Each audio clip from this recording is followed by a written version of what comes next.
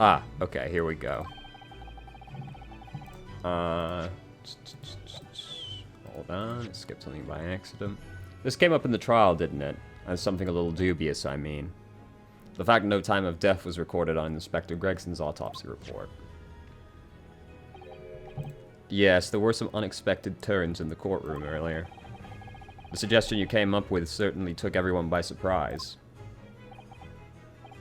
The idea that the victim died the previous day at some other location is quite something.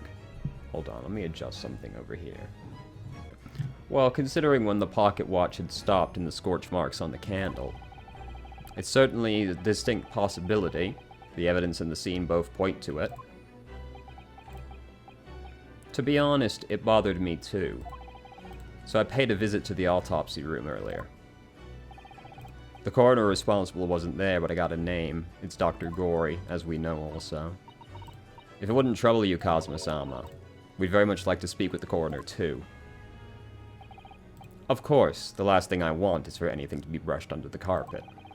Scotland Yard's autopsy laboratory is behind Lowgate Cemetery.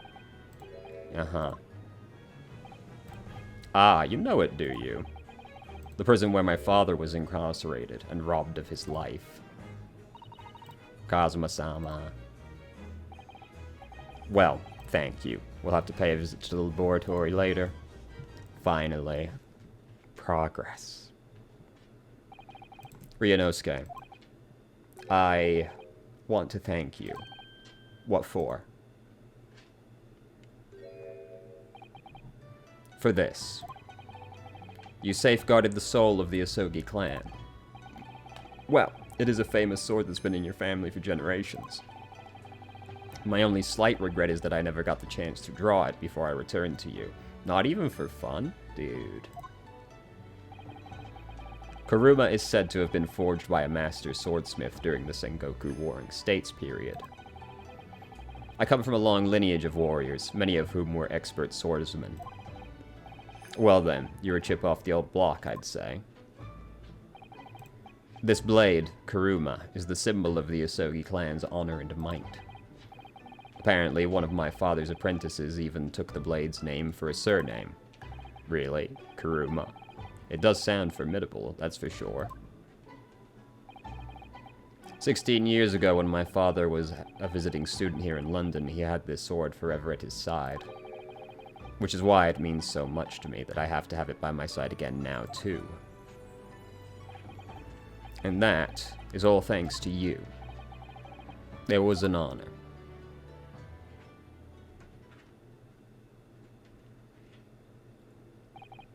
Now, I have preparations to make for tomorrow. Perhaps I've said a little too much. Kazuma, you've changed. No, Ryunosuke. I haven't changed at all. It's you who's changed. I don't know, I still think he's a fucking idiot. I can completely understand your resentment of Lord Van Zeeks given what happened. But the fact is, those events in this case are, well, unrelated? Is that what you want to say? How can you be so sure? What do you mean? Never mind. The man is the Reaper, and it's for that reason that the inspector was killed. I'm going to prove as much in court tomorrow, by whatever means necessary. I can't let you do that, Kazuma. I know you'll do what you have to as a lawyer, but I'm sure I don't need to tell you that I won't be taking any prisoners. I would expect nothing less. Isn't it the prosecutor's job to literally take a prisoner, though? Until tomorrow, then, in the Old Bailey. Alright. Let's go see the weird lady.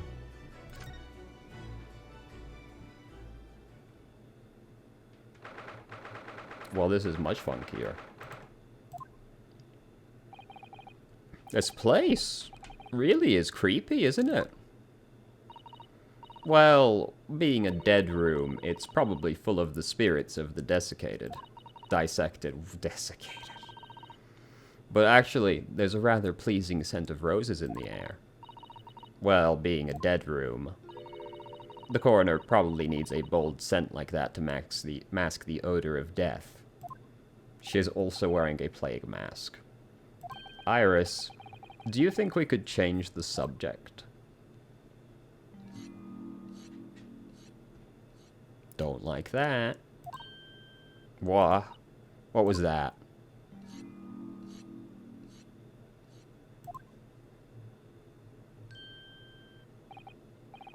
Ah, Dr. Gory.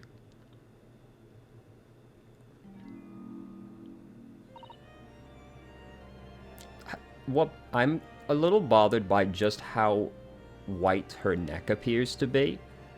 It's like actually chalk. What? Ah, that noise. I was sharpening my tools. I'd be dead meat if I didn't keep a perfectly keen edge on them. Right. When following the collagen fibers in the dermis, an expertly sharpened scalpel cuts like cheese. Would you like a demonstration? Oh yes, please, I'd love to. Then, I think you'll do nicely. No, I wouldn't do nicely at all. Maybe some other time, you know. I'm busy right now. Tsk. Was that a tut? Well, we came to ask questions. Stop. Relax. We have actually met before. I'm a lawyer, if you remember. You're not dead yet? What? So Mama said I wasn't to cut you open. She's so strict about things like that. Well, good. Dr. Scythe has some scruples, at least. Oh dear. It looks like she's not interested in talking to us. For the time being. You mean until we die? I hope that's a way off.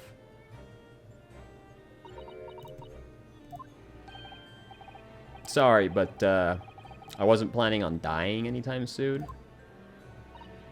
Tsk. Surely there's some less drastic way of making her listen. Show her the autopsy report.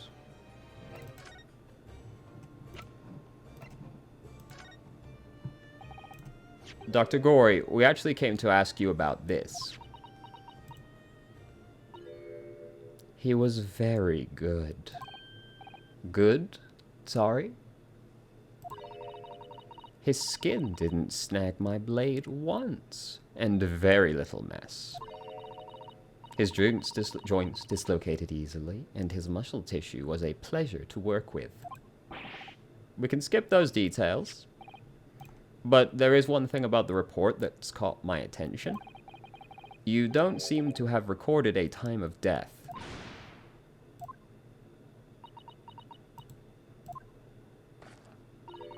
Oh, she's a fucking alien. Why are her eyes so fucking far apart? They're about to wrap around to her ear. That's not my fault. Oh. Then please tell us what happened.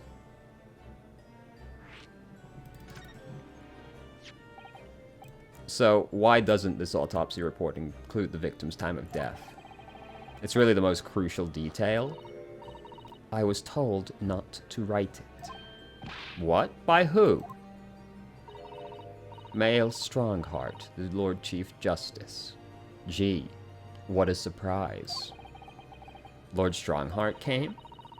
He said that from the witness statements about the gunshot and the other evidence, it was obvious. The man clearly died at 5 p.m. on November 1st when the gunshot was heard. But that's not the time of death you wrote on the report. You didn't write anything. Was there some reason you didn't? Dr. Gory, if you're hiding something under Strongheart's instructions, then sooner or later you're going to go the same way as your mother. Damn. Give it here, then. What's she scribbling? There. You've written... What? What's she written? Tell us. The time of death. Indeterminate. But... Well, that's not overly helpful.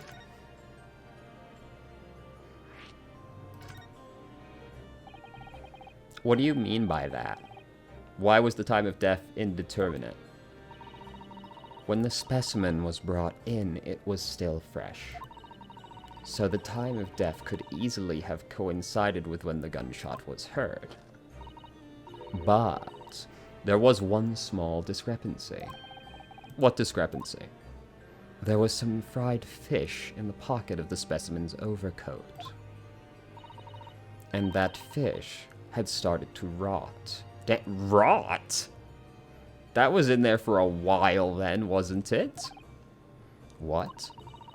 If the victim liked fried food, he presumably liked to eat it before it went off. Well, yes. What are you really trying to say? It's possible that someone tried to manipulate the apparent time of death. Manipulate? Is that even possible? Theoretically, if you were to chill the body in ice, you could delay the onset of putrefaction. And if the overcoat wasn't on the body at the time, then only the fish would have started to rot.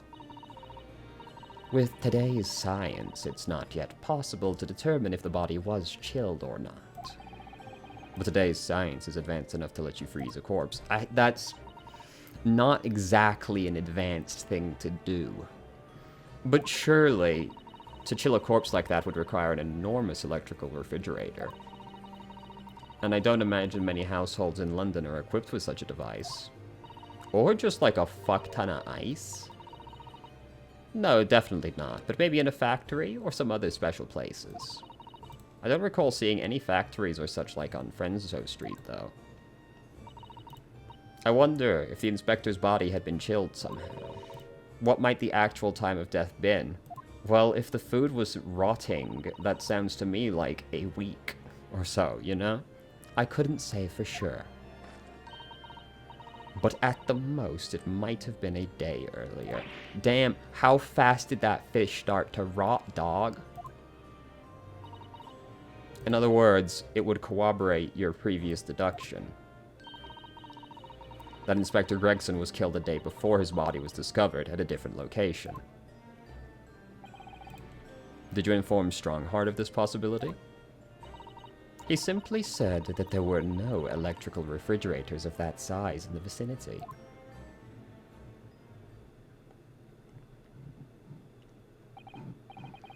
Oh yes, one other thing. It's something the governor of Barclay Prison told us. He said that your mother, Dr. Seif, was responsible for confirming the death of the professor. The professor. Apparently you always enjoyed listening to your mother's story about her work, so we were wondering if you might know something about what happened 10 years ago. That's not all Mama did. Sorry. My Mama carried out the autopsy of Clint Van Zeeks as well. What? Really? What? That's not really surprising. The brother of Lord Van Zeeks, the professor's final victim. The idea of carrying out an autopsy on a member of the aristocracy was completely unthinkable back then. But the detective in charge of the investigation insisted, and it was miraculously authorized. The detective being Gregson, of course. Quite an accomplishment for one man. That autopsy provided the vital clue needed to arrest the killer. And Mama was there for that historic event. What does all of this mean? Did she fake it so that it wouldn't look like Genshin did it? You know, that amazing autopsy happened right here, in this very room. The professor and Clint Van Zeeks. They both spent their final moments before their burial on that dissection table. So this lab, Mama's lab, was instrumental in some of the country's most important events. She really is proud of her mother. I wonder if you'd tell us more about exactly what happened back then, Dr. Gory.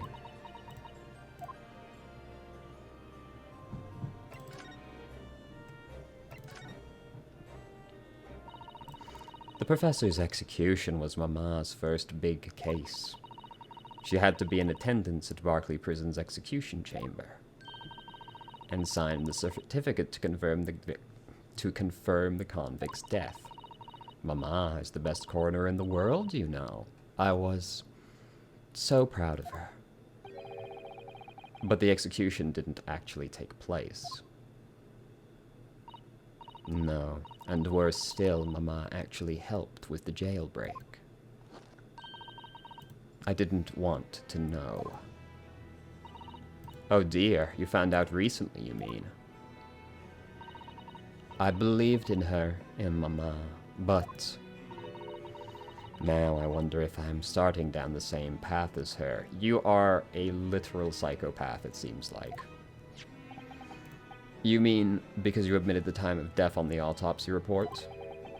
But that's because Strongheart forbade you from including it. Just like Mama, I'm sure she was coerced by somebody too. Yes, that's my feelings as well. There's no doubt that there were powerful forces at play 10 years ago. The execution couldn't have been staged without a lot of people at the prison knowing about it. Obviously, the prison governor must have been in on it as well. The big man with the little handcuffs, according to what he told us, he was tricked by the chief warder. He says he knew nothing about it. Well, he wouldn't come out and admit to it, would he? Of course he said that. I'd say the same. Just who was behind that jailbreak? You mentioned the autopsy of Clint von Zeeks. It was at a time when carrying out autopsies of murder victims was very unusual. It's still not a practice that's observed in our country, even now. It turned out the professor's final victim, and when the autopsy was performed, Mama was present, although only as the secondary assistant. The person leading the procedure was called Dr. John H. Wilson. That's right, my daddy. And there was one other person present, the primary assistant. He was a visiting student from the Far East. Wait, a visiting student? Mikotoba, presumably. It must have been my father, Eugene Mikotoba. I had no idea Professor Mikotoba has been involved in something so important. I don't know why you really consider that surprising, but the outcome of that historic autopsy was the discovery of a vital piece of evidence that led to the capture of the professor. So that's how they came to identify Genshin. Do you happen to know anything about that piece of evidence? Can you tell us any more? Would you like to see the records for yourself? What? Would that be alright? What's the point of keeping records if people can't look at them? They're filed under V at the back of those cupboards with the other records from the last decade. Thank you. Let's see. Van Zeeks. Fucking hell. What, Naruhodo? They aren't here. There's nothing under Van Zeeks.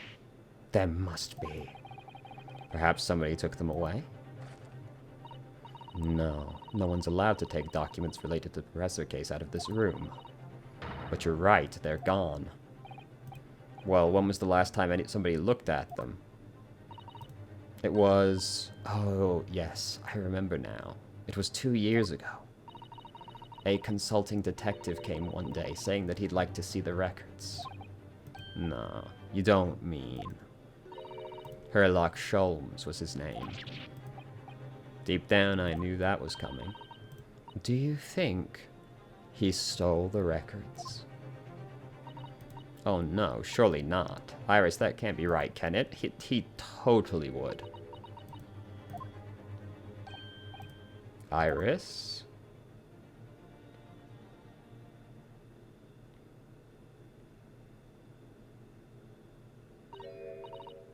Runo. I hope you don't mind, but... What is it, Iris? I've just remembered something very important I have to do. I'm going to have to leave you now. How convenient. This is very sudden. Well, we'll come with you then. Oh, no. There's no need to do this. Hey, let's not be hasty. You and Bruno can take your time. Bye for now then. Good luck. Wait a minute, little girl. Me? I remember now. You've been here before, haven't you? Oh, did she steal it? Have you, Iris? Yes, 2 years ago when that detective came. You were with him, weren't you? You were a living specimen then, too. That's the way, yeah. Was I? I really don't remember. Anyway, sorry, but I must dash. Wait, Iris. I'll brew up a pot of tea for you when you get home. What's the matter with her? She's behaving very strange. Well, in that case, we won't keep you any longer. It's been quite a while since I had any visitors. This was really fun.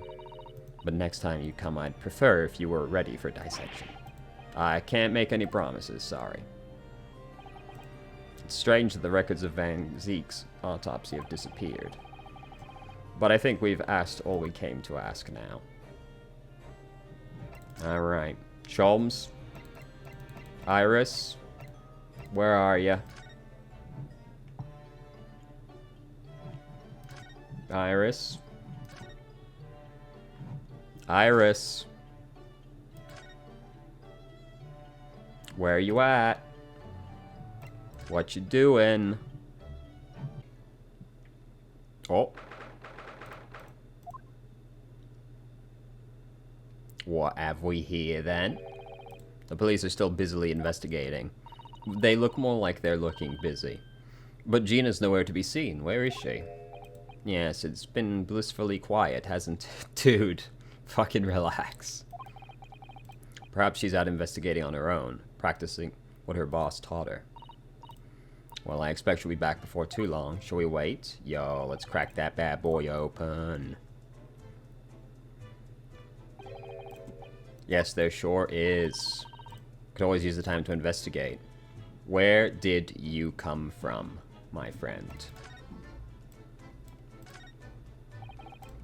This little truck wasn't here before, was it?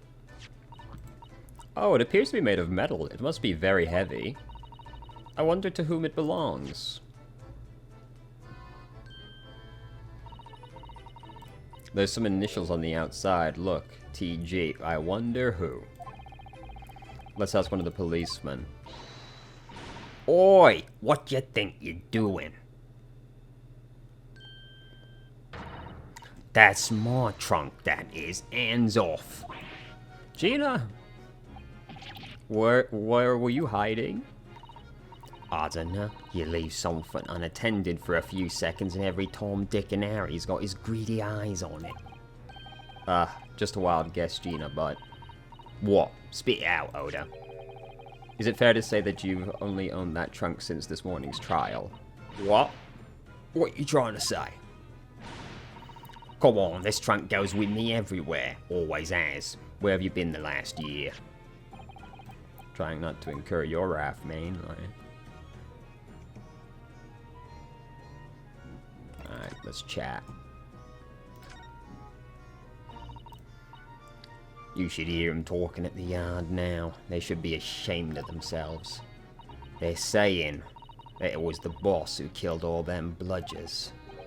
Ah, you mean the whole Reaper thing? That got out fast, didn't it? Yeah. Apparently the boss was investigating stuff that no one else at the yard knew nothing about. Stuff to do with all them criminals what got off scot-free. Yes, the ones persecuted by Van Zeeks who used bribery and corruption. Well then, obviously, it was that blooming Reaper giving the orders, wasn't it? But why would people suspect Inspector Gregson of being involved? There was a notebook hidden in his office. Oh no. It add details about all their crimes would have been pegged as the Reaper's work. No. Did you see it, Gina? Did you see it? They wouldn't flaming let me, because I'm just an apprentice, apparently. But it was me who found it, and he was my boss. That's right. I was pretty miffed about it, so I sneaked a peek at what it said anyway. Oh.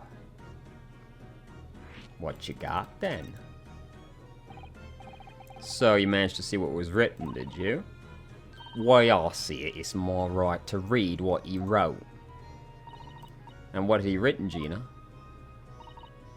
Dates, times, places, names, an whole long list of them. All details about the bludger supposed to have been done in by the Reaper. But there could be an explanation for that. Perhaps it was a record of the inspector's investigations. Exactly. That's what I said. That's the first thing you'd think, right? As it happens, it was full of names I recognized anyway. Well, the Reaper's targets were almost exclusively known leaders of London's criminal underworld. Well, yeah, but there was one name right at the end that was a bit odd. At the end of the list, I'm pretty sure the date against it was October 31st. Oh, the day before the inspector was found dead. So, what was the odd name? It wasn't like a name I've ever seen before. It was something like, No, it's no good. I can't remember it. I don't think it was an English name, put it that way. Oh dear, what a pity. There was something else too. Don't know if it matters, but the same name kept coming up over and over. Shin, it was. Of course, don't suppose it means anything, but... Did you say Shin? Eh? What? Does it mean something? Lord Van Zeeks knew the name too, didn't he? The woman who actually did the deeds. And now we found her name appeared in Gregson's notebook. We haven't seen you for a little while, have we, Gina? Well, of course not. I've been busy, ain't I? Investigating and that. The lads at the yard are trying to trace the boss's movements the day before it happened. The day before? That would be the Undercover Investigations, then. Only the boss didn't go, did he? You found some cove what was pretending to be him, didn't you? Yes, it was Mr. Vigil that actually went to the park. Well, anyway, you ain't the only one turning stuff up. I've got my own ways of getting results. When me and my partner here get together, there's nothing we can't track down. Oh, little Toby. He's such a faithful friend. So, have you tracked anything down, then? What do you think, eh? Of course we have. Can't you tell, though? Police business, innit? Anyway, point is, if you lot ever need any help, you know who to turn to, right? Me and the hellhound here. Right.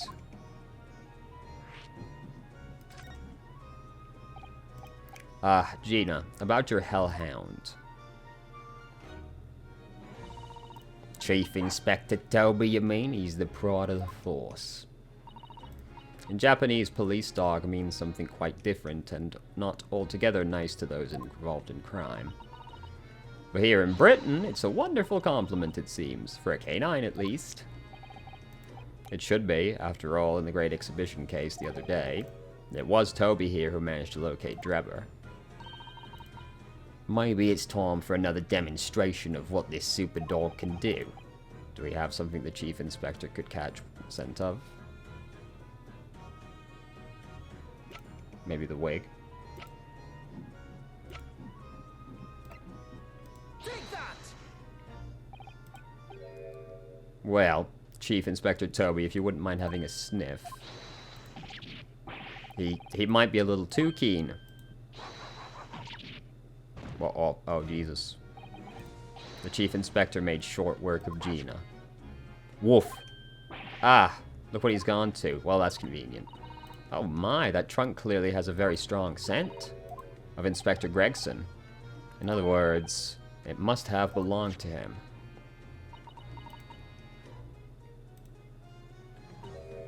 Oh, alright. He's a fair cop, I suppose. And you nearly got away with it, too. You always talk so proudly of Chief Inspector Toby's nose and what it can achieve. Did it not cross your mind that he might identify something that was right next to us? Yeah, that was a bit of a bloomer, weren't it? That's enough now then, Gina. I think it's time you told us the truth about the trunk. It weren't like that. It just weren't. What are you talking about? I know what's going through that head of yours, but that ain't what happened. Alright then, what did happen? Well, like I said before, we were trying to trace the boss's movements. So I let Toby here have a whiff of the boss's overcoat, and as soon as I done that, he went off like a shot. Straight to that sandwich. To the sandwich, really? Mr. Naruhodo, I believe Gina means the witness. Oh, yes. Yeah, he had it hidden between them wooden boards of his, the boss's trunk. Really? You mean when they heard the sound like a gunshot and all piled in here? Exactly. He nabbed it from the scene. Goodness. Me and the chief inspector gave that sandwich a good grilling, and you know what he said? I thought it might fetch a good price, and the chap wouldn't be needing it anymore, so... But that's all I did, nothing. Would you Adam and Eve, the cheek of it, eh? Stealing the dead boss's stuff to flog. So Miss Venus wasn't the only one to meddle with the scene of the crime. Yeah, literally all of them did something. How could they? So anyway, that's how it happened. Well, it's a pretty decent trunk, so I figured I might as well make use of it. Is there something wrong with that, eh? Well, maybe you and Sandwich should try to find the answer to that question together.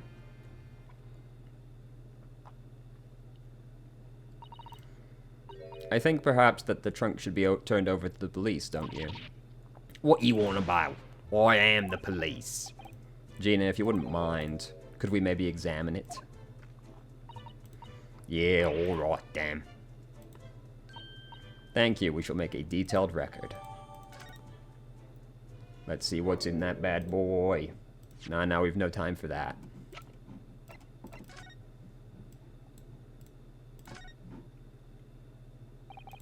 Let's have a look inside.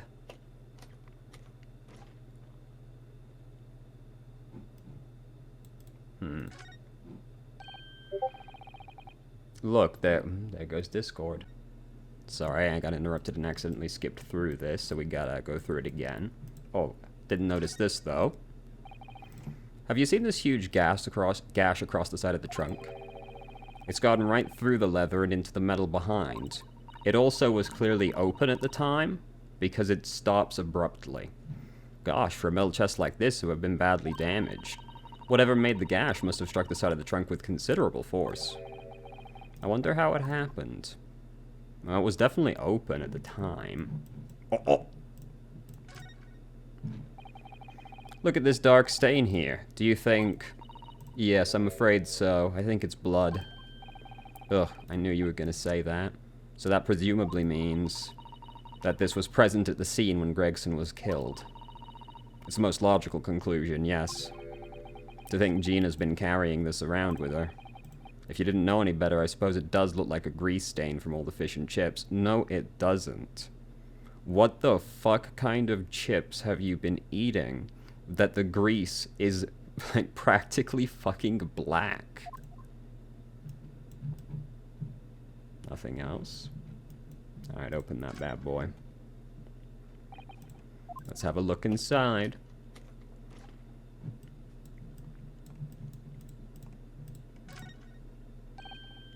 Look, there's something inside. I'd hope so. Oh, let's see.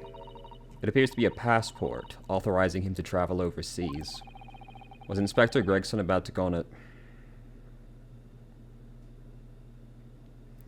What the fuck do you mean?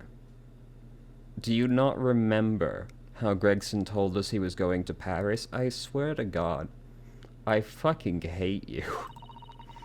Perhaps the date of departure might tell us something. That was... Oh. What is it? It was for travel on the 31st of October, just one day before the incident. What? Really? Gregson went to France the day before his body was discovered? I mean, that's a lot of traveling to do very quickly, isn't it? Nothing else. Alright. Just did get added, but you didn't see it there since I'd skipped it earlier by accident. Number, 1 week, Dunkirk, police business, permission for the applicant, and 1 additional person. Okay, yep, we knew all of that pretty much. Grr. What's the matter with Toby? Why is he acting so aggressively towards me all of a sudden? Mr. Naruhodo, be careful, it must be the trunk. Oh my fucking god. Wow. What the fuck?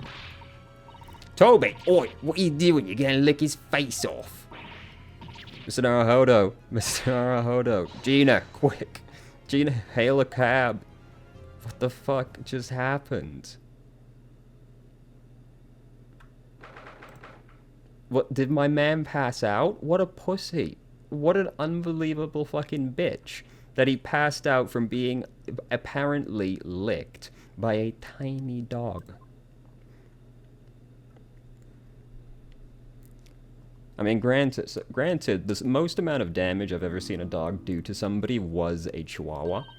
The person was holding the Chihuahua. The Chihuahua did not want to be held at the time, so it scratched at his face and accidentally took the guy's eye out. Which was, a bit traumatic, certainly, you know? He was fine, aside from that, but... Mr. Naruhodo, are you alright? Miss Osato. Ah, conscious again at last. A blessed relief, my dear friend. After all, to drop dead after a moderate licking by a small terrier... most unseemly. What is or isn't seemly is irrelevant here, Sholmes. It would be a real bad look, though, to die. I'm glad that dying is so out of fashion, man. You shouldn't do it. I'm so glad there's no lasting damage. How are you feeling? I'm fine, thank you. Did you bring me here? Ah, what's this on my head? Bandage? Sadly, we had no ice, so that's a compress of sugar water. Oh. Sugar water? Don't worry. It's a first aid treatment that my father taught me. Oh, thank you. So let us take tea when you are feeling up to it. But of course, no sugar in the patient's cup. Ugh, the bump on my head is throbbing sweetly enough. Heh. Whenever you feel ready, then. Alright. Oh, okay. Thank you for your concern, Sholmes. My dear fellow, think nothing of it. I must say I was quite startled when I heard that you'd been attacked by a dog. For a moment I feared that infamous murderer of so many had come back from the dead. You mean the prophet? Yes, you fuck. Fortunately, I see your prized throat is unscathed. Prized throat? Yo, the throat goat? That stiff, turned-up collar of yours obviously afforded some welcome protection. I really can't stop thinking about that. Prized throat implies the existence of multiple throats. Was I that close to death? All I really remember is the dog licking my face over and over. Yeah, and then you passed out like a complete pussy. Well, if you wish to avoid such troubles in future, a little mustard spread on the cheeks should do the trick. Alright. I think that would balance the sweetness of your bandage rather splendidly. Alright. So we good up here? We, no, whoops. We are gonna go downstairs now.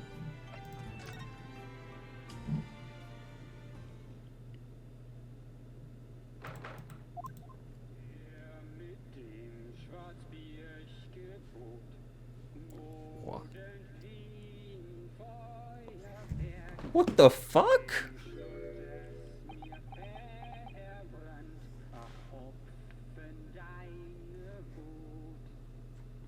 What is happening?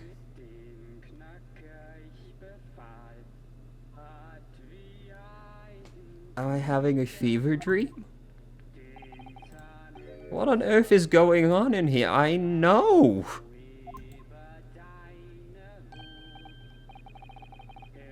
Oh no, it's an old German folk song. Rather a fine rendition.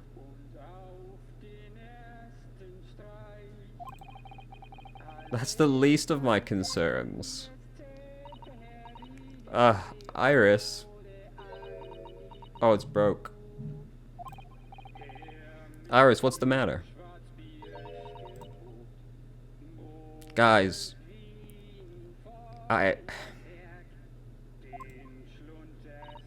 don't know what to say. Who is that sprawling, I mean, that relaxed gentleman over there? Iris? Is she even listening? Excuse me, sir. I do apologize for troubling you whilst singing so merrily, but would you be kind enough to explain the situation?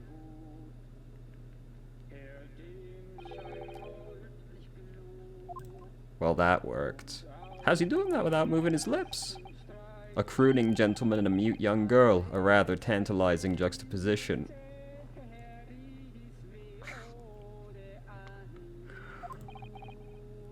And one that appears to have incited the gods of deduction within me to find their voices too. Do you mean?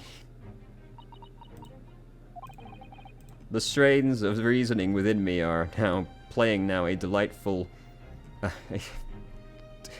a delightful duet. One melody sings of a reunion full of nostalgia, whilst the other is a morose theme about the great secret you are trying so desperately to conceal, Iris. She's turned as white as a sheet. So as usual, you've instantly seen to the very heart of the matter. And by the time my own brief performance is over, I feel sure this gentleman's song will reach its finale. So then, to Musicland, where is all is sweetness and delicacy and harmony. Pray, do enjoy Herlock Sholm's latest logic and reasoning spectacular. I can't believe we're about to have one over this fucking absurd situation.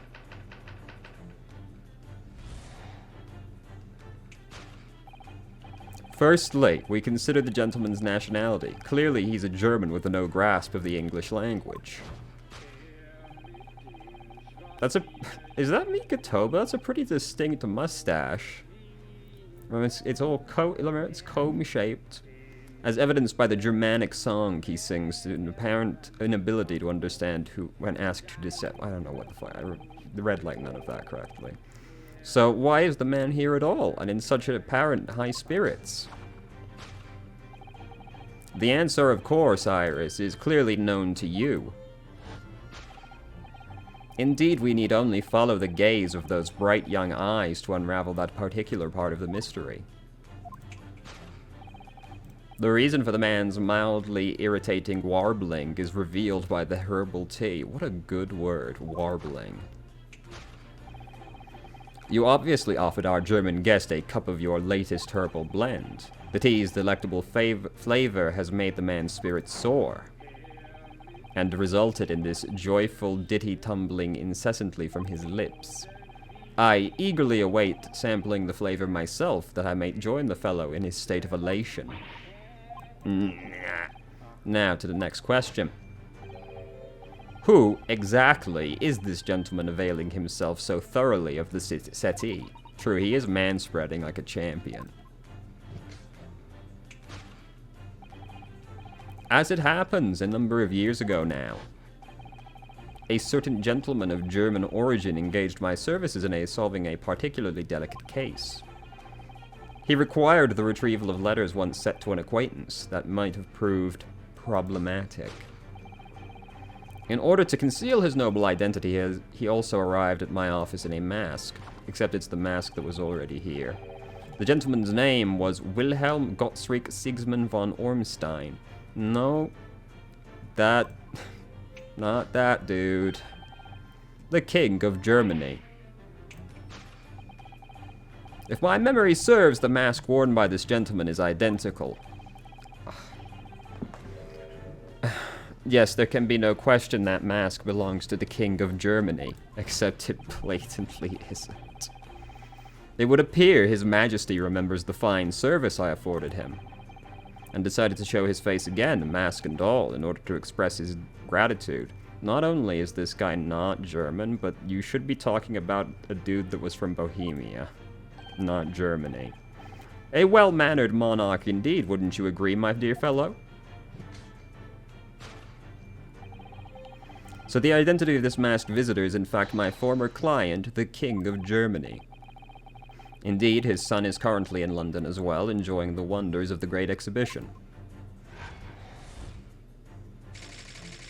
That might be the most thoroughly incorrect one ever, actually.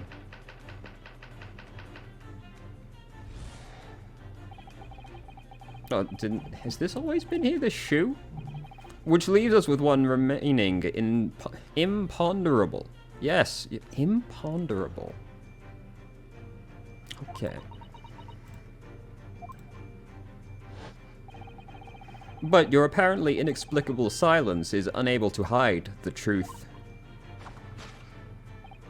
Yes, the reason for your muteness is concealed inside that knapsack. A £5 note, I believe. I must say, as your compatriot, I am deeply saddened.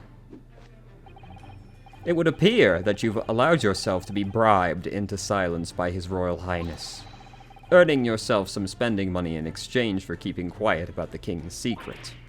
And now, the final piece of the puzzle. What is this secret you strive to hide with your silence, Iris? Ah, yes, we need only follow that brief, involuntary twitch of your eyes to find the answer. You were attempting to abscond with that coffee cup. That's not a cup, that's a handle. My favorite coffee cup, in fact. Or should I say the handle? There you go. It appears His High-Spirited Highness broke it in the midst of his hijinks. Which leads us to the sad truth. My favorite coffee cup has been broken by the King of Germany. And Iris, you tried to conceal it from me. I actually tried to autocorrect that to Bohemia in there. I shall have a bill sent via governmental channels to the German royal family for its replacement.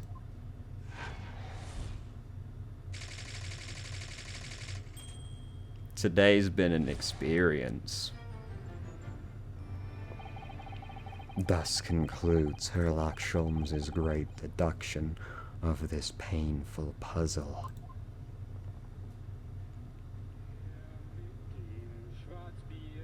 Please stop. Please stop, I'm begging you. With your silence as well, the fellow's jovial warbling rather sings in the ears, does it not? Ah, Sholmes. I must say something does rather trouble me. Pray, Miss Sosato, His Royal Highness doesn't appear to have moved a muscle since we arrived. Ah, and you haven't said a word either, Iris. If Sholmes has it all right, you might as well own it now.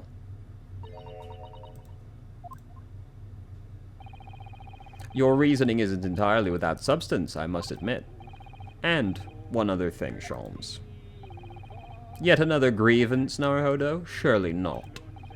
Well, I actually read the story of that case recently, the one you were just describing.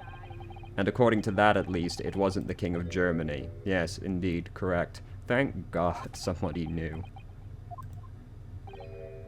Goodness, was it? Yes, that's quite true. Master Gotz, the prince, testified to that in court.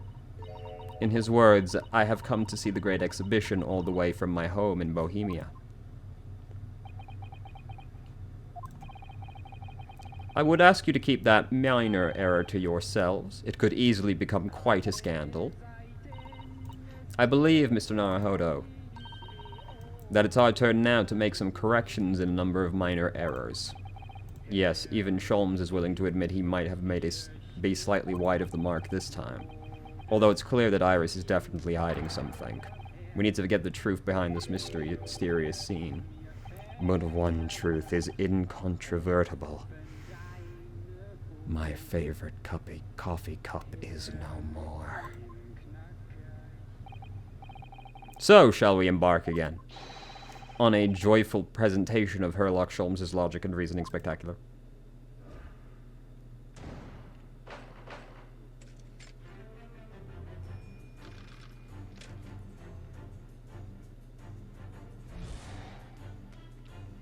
Alright, yep, yeah, yep, ooh, look at that mask. Ooh, baby, oh yeah. Iris knows, what does she know? Oh, fuck, it's the cup. So what? It's some mix of herbs that gives you the urge to sing? No, he means that the dude is fucking high. Goodness, I should like to try some. I'd like to hear you singing, but this man... Just how long does he intend to keep up with that tune, do you suppose? As I said, he's been stock still the entire time, and if you look closely, his lips aren't moving either. Alright, I wasn't sure if that was just a game thing. Ah.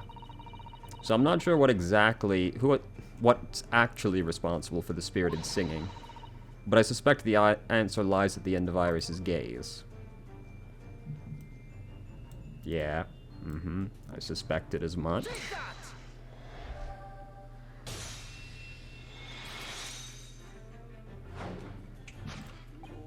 The reasoning for the man's mildly irritating warbling is revealed by the gramophone. Indeed, for no well-bred gentleman would break into an obscure folk song when making a social call. In other words, this gentleman isn't singing at all. In fact, it would appear that the fellow is unconscious.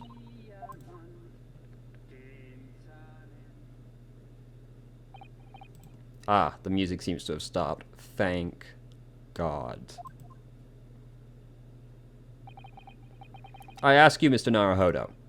Yes. Why would I have purchased a recording of that gibberish? How should I know? Well, never mind. On with the deduction. Who exactly is this gentleman availing himself so thoroughly of the settee? Yes, yes,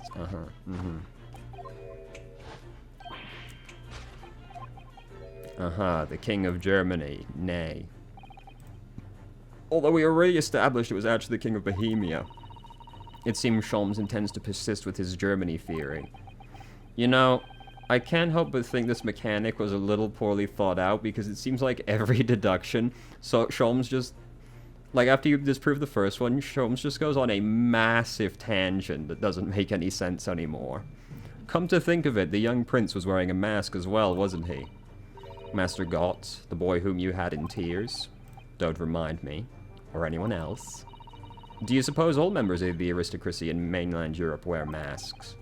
I'm sure they do. No. Well, probably anyway. The point is, that mask doesn't belong to any king. No, that's right, as we know. Because we can identify the true owner of the mask. Where is he? There he is.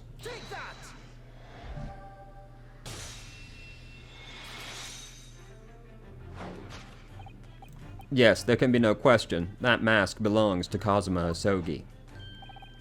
In other words, my memory is sublimely unreliable. Only you could try to make that sound positive.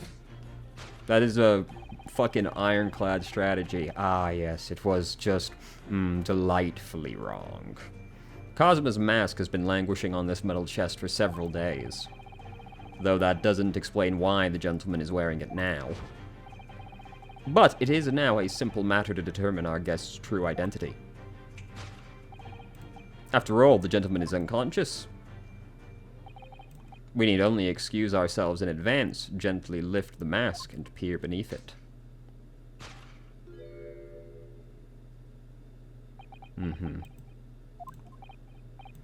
I don't believe it.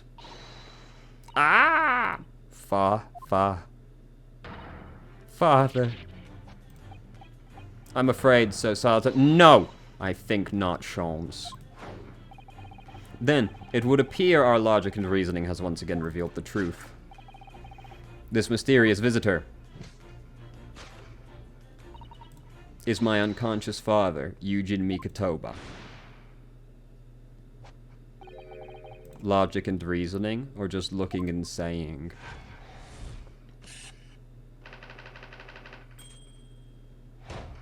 Amazing.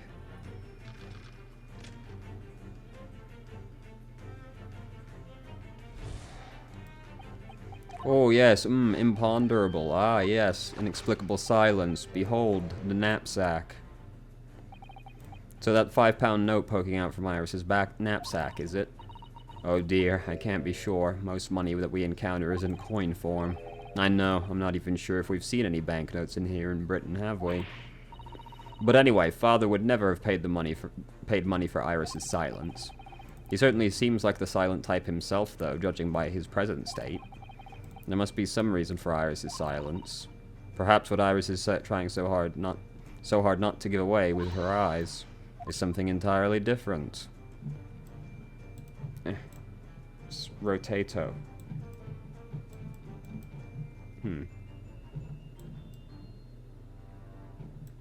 I was expecting it to be the thing on the floor, to be honest, but I guess not. So what is she looking at?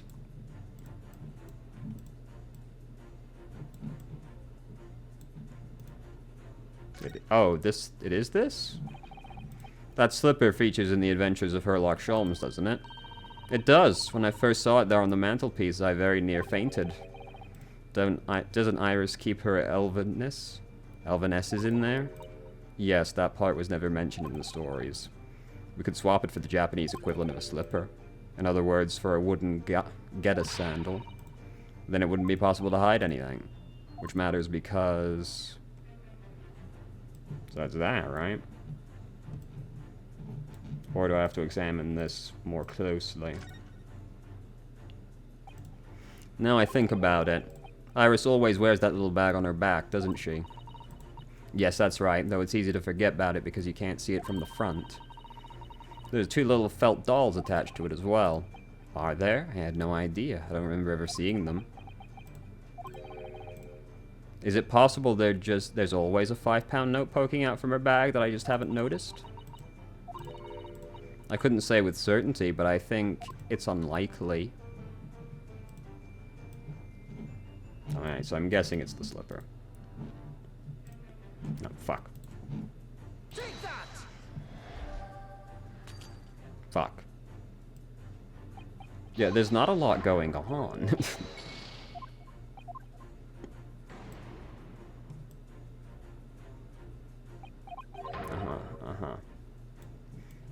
There's not exactly a lot happening in the room. Like, not that. Can't examine the note itself. Wait.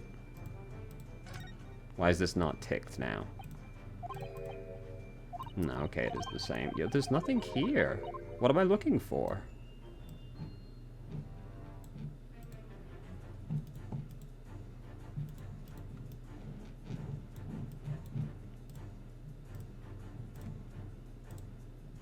Oh, the metal chest? I didn't even think about it. The metal chest? It does contain important documents, doesn't it?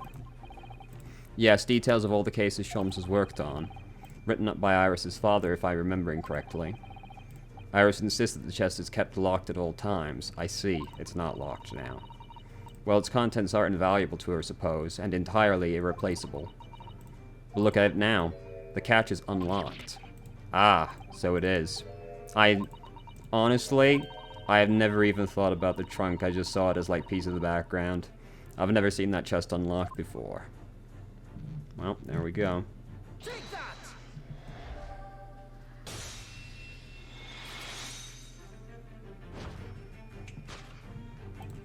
Yes, the reason for your muteness is concealed inside this metal chest. An excellent observation, for upon closer inspection there is something different about the chest's appearance. It's kept locked at all times, yet now the catch is open.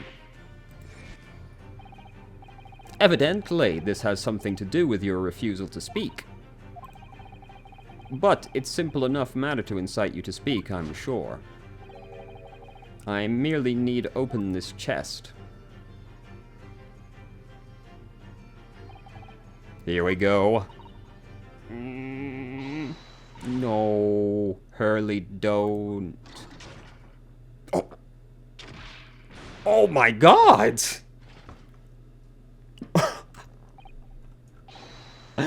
Oh. Oh my God, he got fucking destroyed, dude. He's dead. Oh my God, he got fucking destroyed. Never. Oh, Hurley, I told you not to open it. What a fucking strike. Ah, so you found your voice now, Iris. Ah. In other words, what just happened clearly reveals the truth. Yes, the real reason for your silence until now is... This is somewhat different to the usual dance of deduction, isn't it? Well, it's left me alone on the ballroom floor, so I'm going to dance the next part solo. And anyway, I need to get to the bottom of this for my own peace of mind. Now then, Iris isn't usually the silent type. You mean you don't actually know the answer yet, despite that knowing point of the finger? Mr. Sato. Whoops. Sometimes a man needs to point his finger first and think later. Oh well, if you say so. I think we'd better examine Iris more closely and try to rescue the situation. Swivel, swivel. Oh, you got a key back here. Take that!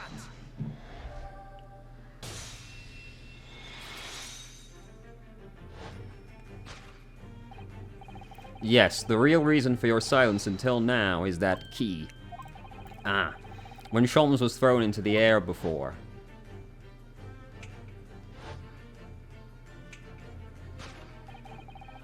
Just before you called out to try to stop him, you slipped something out of your mouth. That something is the key now in your hands, no doubt the key to the chest. You're so clever, Runa. Not remotely. Now it becomes clear. Thanks to Sholmes' graphic demonstration, we can well imagine what happened here. But Professor Mikotoba also opened that metal chest only to be punched into the air and land sprawled on the settee. But wait, that doesn't explain all the facts. What about that stylish scarf? Well, that was just the fucking drapery. Why would he be wearing Kazuma-sama's mask? It just all landed on him. Well, for those curious details, I can think of only one explanation. Clearly, an unbelievable miracle took place in this room. Isn't that right, Iris? Consider how the room was arranged before this whole painful experience. When Professor Mikotoba opened the chest completely unaware of what awaited him, the mask was flung into the air just as he was, only to land neatly on his face when it came back down. And the teacup's journey through the air ended when it was caught on the unconscious person's finger. That is... man, that's the worst part. That cup part is insane. You mean to say that scarf is actually a tablecloth? This is the great detective's office, after all, a place of miraculous deductions.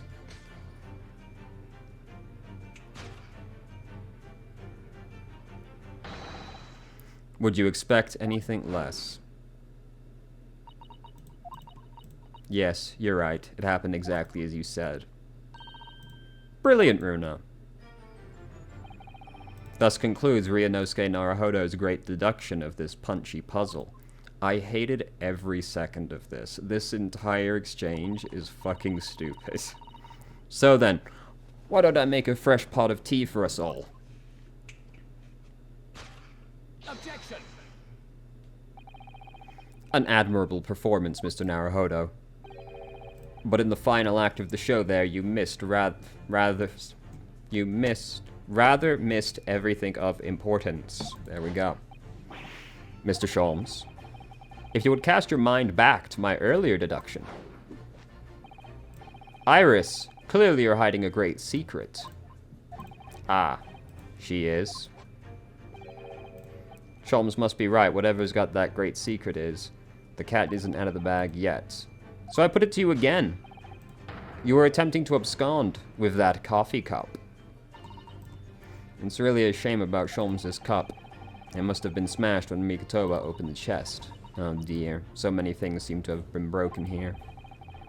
But now that the deduction has taken a different direction, Iris doesn't seem to be trying to hide the broken cup. In other words, her great secret is something else. Let's put our observation skills to work.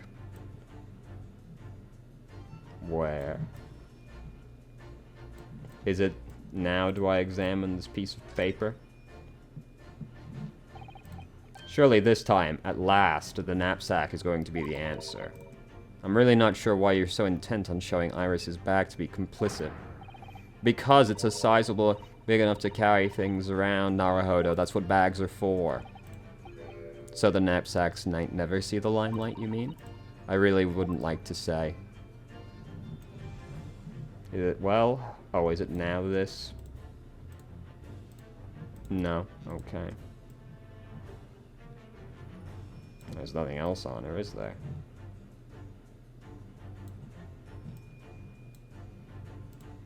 It's, yeah, it's gotta be, hasn't it?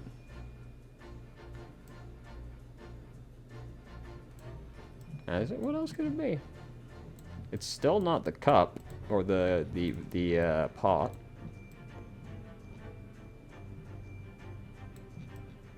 I don't see anything else. Yeah, I'm saying the knapsack, dude. I don't see fucking anything else.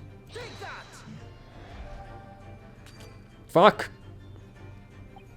Yo, there's nothing else here. What am I missing? Oh, is it under... Maybe it's on the underside of the plate? Oh, it is. I caught a glimpse of something. Yes, there's a piece of paper stuck to the bottom. There we go.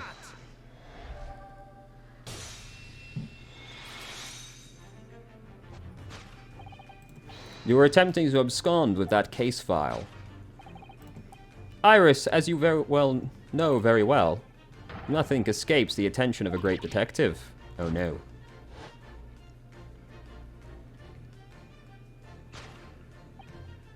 We visited Scotland Yard's autopsy laboratory earlier today, and Dr. Gorey informed us that the autopsy report of Clint von Zeeks had gone missing.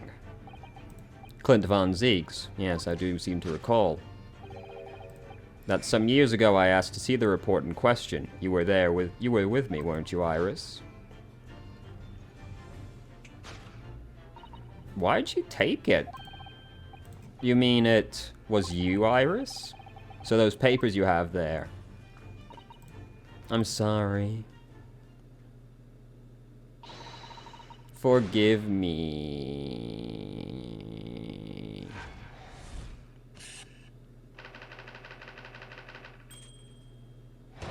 What a busy day.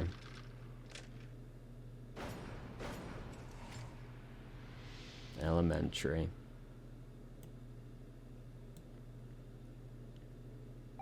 May we please see the file now? In truth, I would like to have thought I could have predicted the booby-trap chest. But it caught me completely off guard. I was very nearly the late consulting detective. Ugh, I'm sorry, Hurley. So you mean this autopsy report, it really is? Yes, I took it from the lab, even though I knew it was very important. Was there something in it that troubled you, Iris? Not exactly something that troubled me. Something I'd been looking for. When I saw this report, when I saw the writing in it, I knew it was Daddy's. The writing? Your father's writing? What do you really mean? That he wrote it. What do you mean? Iris, it must be something that's hard for her to talk about. Yes. Forgive me for interrupting, my dear fellows. Sholmes, what is it? I feel as though the poor unconscious gentleman on the settee has been somewhat forgotten. Ah, father. Perhaps we should find our guest somewhere more peaceful to rest. Mr. Naruhodo? Yes. Would you be so kind to lend him your bed? We must do our very best to make him comfortable, I feel. Oh, yes, of course. I'll help you carry him up. So will I. No, I can manage alone, thank you. You have tea to enjoy. Or do you just want to talk to the dude? We wouldn't want Iris's brew to stew. Because there's no better way to make the professor comfortable than dragging him up the stairs like a trunk. I wonder, perhaps that, yeah. Maybe Sholmes is making himself scarce to give the chance. Yeah, that's exactly what I thought. We must use this opportunity to talk with Iris. And find out what's going on. Please show me the file. When I first saw the writing on that report, I could hardly believe it. I know that handwriting, I thought to myself. Because it was the same as the writing you'd seen on your father's case notes. Exactly. I was desperate to compare the two properly. I needed to see them side by side. I asked the doctor in the laboratory, but I was told I couldn't take the report. And even worse, I was told that this was the first and last time we'd even be allowed to look at it. So you decided to steal it. When I compared the autopsy report with the case notes I had here, there was no doubt. The handwriting was exactly the same. It was Daddy's. And the signature of the coroner at the bottom of the autopsy report read Dr. John H. Wilson. So that's how I finally found out. I learned Daddy's name at last. I see. Ever since then, I've called myself Iris Wilson. And that's also when I had the brilliant idea. What did you call yourself beforehand, then? Of writing stories all about Daddy's exciting times with Hurley. I decided there and then I'd write the adventures of Herlock Sholmes. Oh, Iris, I had no idea the stories had quite such a deep personal significance for you. I can see why the autopsy report was so important to her now. And why she was prepared to break the law to get her hands on it. Yo, let me see it. Please. Would you like to tell us about it, Iris? About your father? I'm sure I told you before, didn't I? That Daddy used to be Hurley's partner. Yes, and that notes about all the cases they solved together are kept inside that chest. That's right. Hurley told me, you see. He said that Daddy's somewhere far away now, so we can't meet. That's one way to describe it. Then, when I secretly unlocked the chest and read through the papers, I started to build a picture in my head of what Daddy must be like. Well, that's only natural. You're just like any other girl of your age. Not really, but I see where you're coming from. I read that Daddy was a professor of medical science, so I studied and took my degree too. Well, that's only natural, I suppose.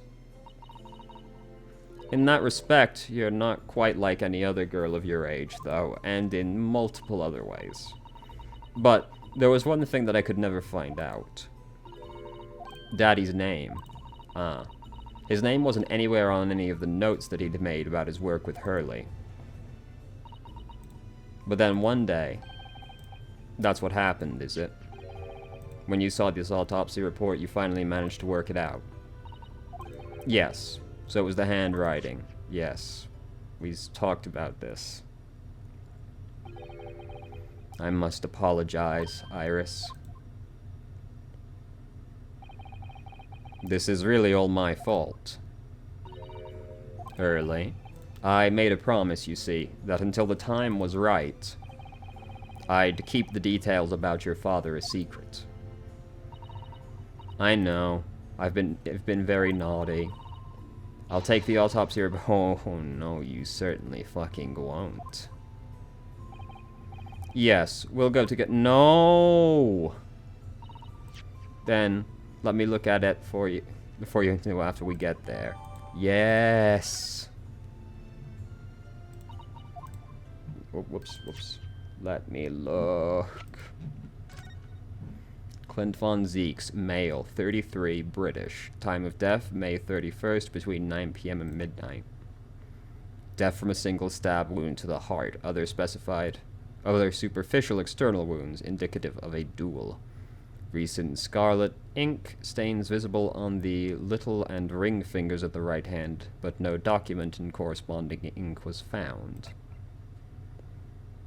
Vital evidence recovered from the victim's stomach during autopsy. Credit to Gregson for petitioning so doggedly for the autopsy procedure. No internal trauma noted out anywhere on the body. But what was the evidence? It doesn't say. That's all I really wanted to see in the report, was what the fucking evidence was. I must go and water my herbs, I think. I'll see you all later. Hold on. The will we got wasn't written in red ink, right? I can't really look at it. It's got like a little bit of red on it. Because they were talking about red ink and all, not blood. I'll see you all later. Poor Iris. She must be feeling awful. I know Sholmes is here for her, but still.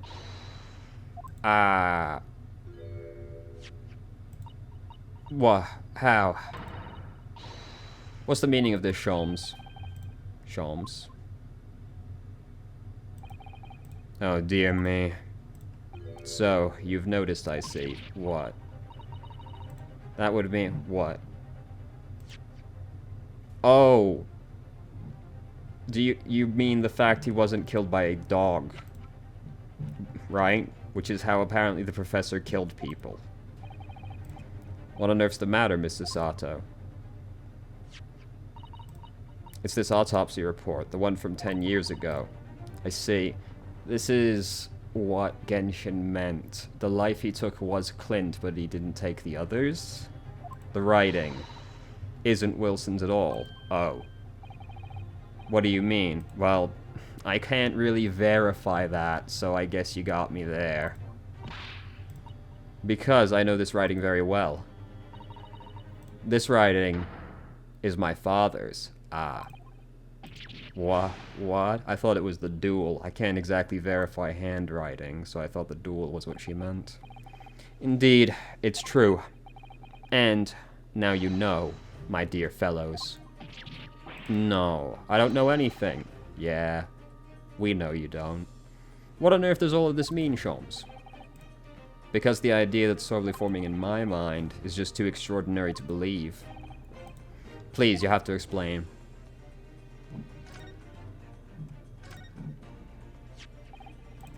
So this autopsy report was actually penned by Mikotoba.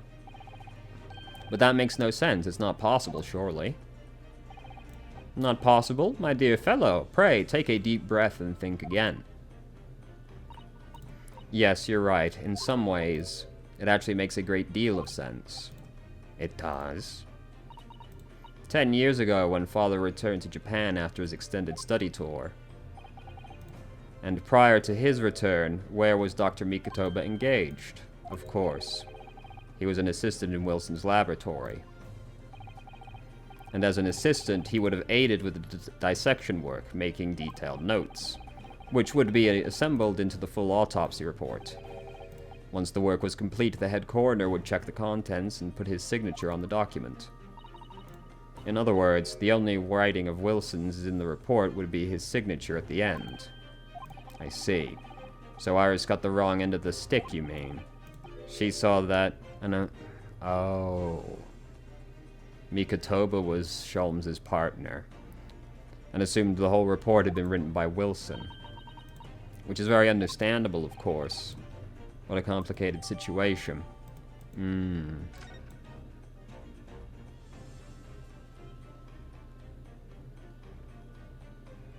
Wait, does that mean that Iris is actually Does that mean Iris's dad wasn't actually Wilson? I mean, it kind of has to, doesn't it, if Mikotoba wrote it, and then she compared it, like... Right? That's fucking weird. Thinking about it, most of what we know about you, Sholmes, comes from the published stories. Yes, The Adventures of Sholmes, written by Iris. And we really have no way of knowing what's fact and what's fiction. Most troubling for you, my dear fellow, I'm sure. So what about the supposed partner of yours? Did he really exist? Ah, you've come straight to the point. And please come straight to the answer. I believe Iris explained it in one of her installments. It was a trusted comrade and the only person I could truly have called a friend.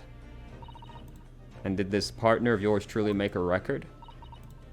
Are his notes really stored in that metal chest? Absolutely, my dear madam. Absolutely.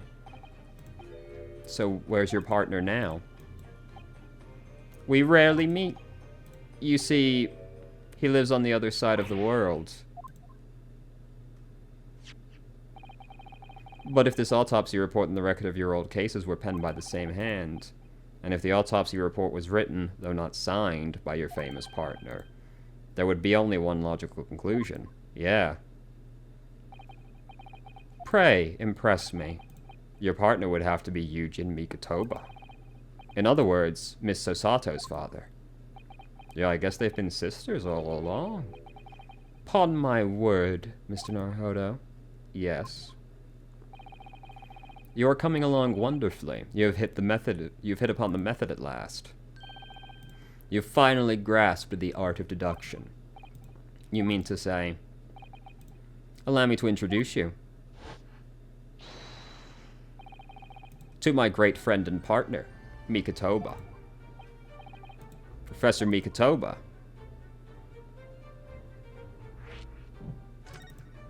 What a twist. Does this mean that you're the real Dr. Wilson? No, my dear. I'm still my old self, Yujin Mikotoba, your father. Oh, of course. This is obviously too much for Sasato-san to take in. I must say, though, how my old friend has attained worldwide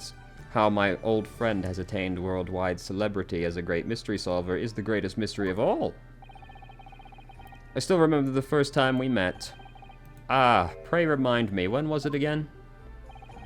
16 years ago, Sholmes. Ah, yes, quite, 16 years ago. I'd just arrived from Japan with Seishiro and Genshin.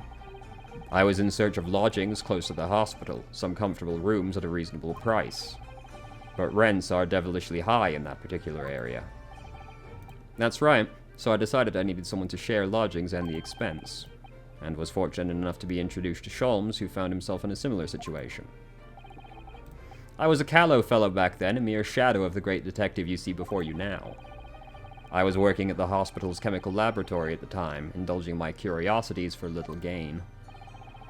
And the situation of our cohabitation led to us pursuing cases together, you see. Hard to believe it was a mere 6 years ago, when we had a great many adventures. But in the last year of Mikotoba's stay in Britain, that most infamous of cases presented itself. The case with which you've become rather familiar yourself, the professor killings. After the trial, Seishiro and I were summoned back home. Hardly surprising given the circumstances. So there you have it. And as you know, all the details recorded by my trusty chronicler remain in that metal chest. This is just amazing. Professor Mikotoba really is Sholmes' famous partner.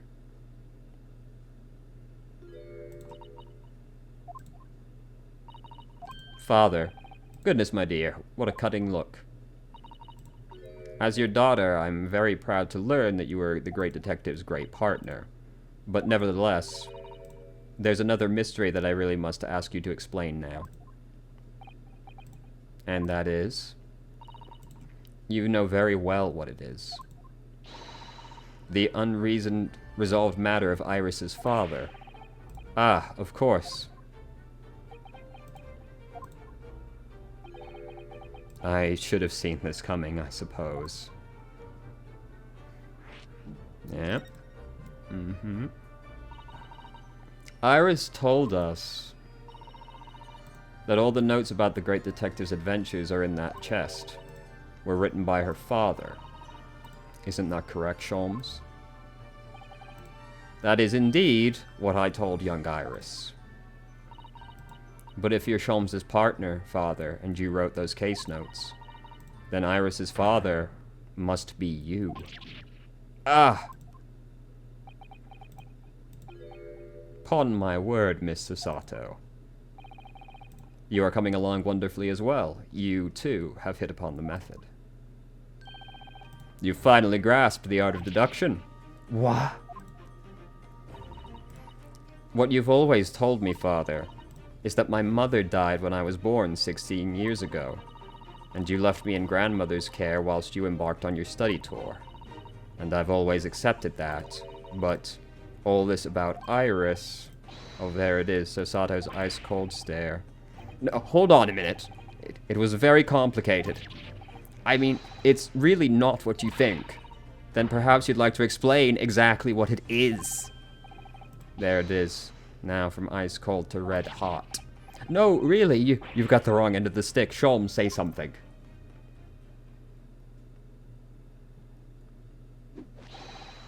That's quite enough, my fiery fellows. Sholmes. When did he get all dressed up? Whilst I don't like to interrupt this exciting exploration of the past, Mikotoba and I have an urgent matter that requires a short excursion. But it's very late, Sholmes. Where must you go? Why, my dear madam, is it not obvious? My partner and I must pursue our natural enemies. So, get your coat, Mikotoba. The game is afoot. But Sholmes, I really must give Sasato a full explanation. Later, my dear fellow, later. Our carriage awaits downstairs. You haven't changed one iota, have you? I mean, really, I must visit our home after 10 long years, and when I open that chest in a fit of nostalgia, I quite inexplicably pass out. And if that wasn't enough, when I eventually regain consciousness, I'm plunged straight into all of this. I have this terrible feeling that Mikotoba's about to die. Father, please, go with Sholmes now. What? I've no doubt that whatever happened, you were acting in everyone's best interests. I trust you completely. So Sato. And sending the great detective and his partner off on renewed adventures together is more than I could have hoped for in my wildest dreams. Very well then, we'll speak again later. So, I believe your work is done for the day. I wish you the best of luck for tomorrow. Yes, Naruhodo, good luck in battle and in reaching a decision. Yeah. So Busy much day. happened today that I barely knew what to do with myself. It would only be later that I'd come to realize how amidst the chaos I'd unleashed were all the clues I needed to finally unearth the truth, and that all the turmoil was necessary to give me the resolve to see everything through. Oh. And yet I still don't... Oh, end! It's end! That's not to be continued behind me right now. Oh, shit. Well, fuck, I thought it might still be a while before he gets Strongheart, but I guess it's about to come up.